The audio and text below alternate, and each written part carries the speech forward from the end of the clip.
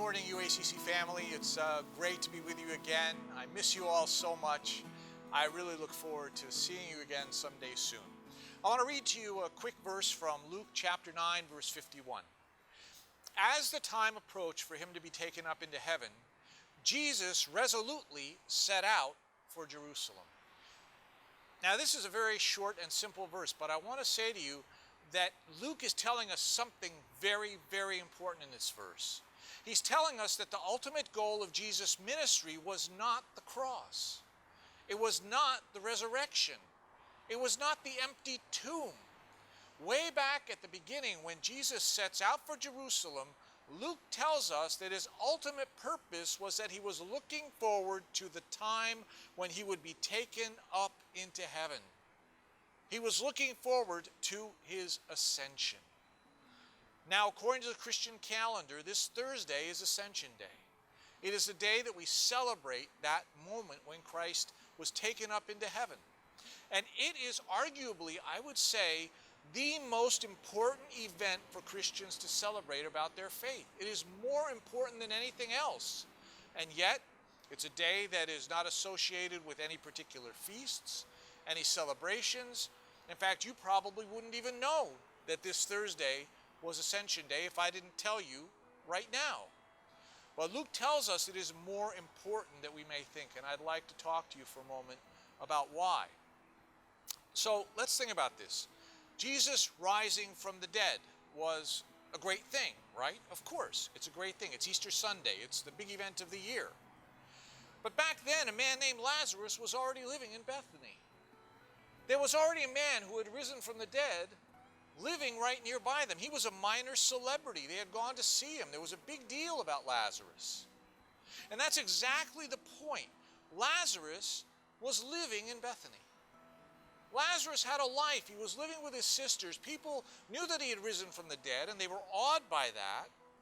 But they also knew that he was still living his life, that he had taken up where he left off, and that he was growing older. He had his normal aches and pains, and that at some point he was going to die again. So Jesus raised him from the dead, but all he really did was delay his death to another day. Now think about this for a minute. If Jesus did not ascend after the resurrection, if Jesus was not taken up into heaven, if he had just stayed and continued his ministry, if he had just taken up his life where he left off, if he had just continued to live in Nazareth and continued to see his disciples and his friends, imagine if he had just lived his life, grown old, and eventually died and was buried somewhere. And we could visit his body in a tomb somewhere. Maybe today it would be a shrine. We'd be going there with flowers. We'd be putting wreaths on it on certain days of the year to honor what a great man he was. But it would redefine our faith. It would redefine the death and resurrection of Jesus. Our whole faith would have an entire different meaning. Because he would not have defeated death, he would have only delayed it. Death would have gotten the final word. Death would have claimed its prize. Without the ascension, our faith is meaningless. The cross is meaningless. I dare say even the resurrection is meaningless if Jesus didn't ascend into heaven. In 2 Timothy 1:10, the Apostle Paul says this, that Jesus abolished death and brought life and immortality to light. And that's the message I want to leave you with today. That Christ did not just delay death. Death was not just defeated for a moment. Jesus abolished death by rising and not dying again.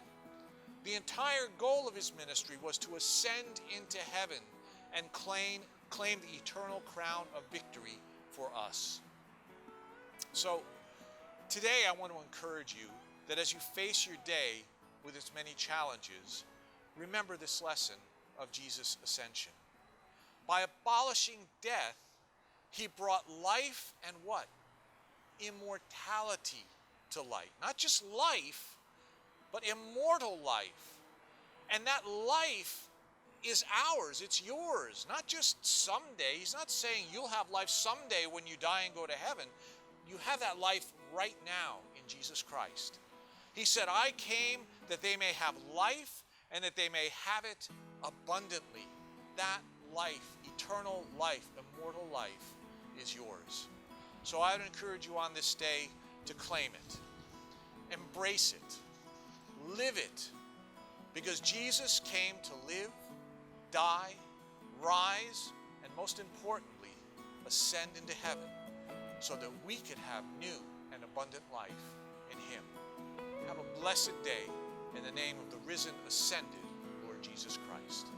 Amen.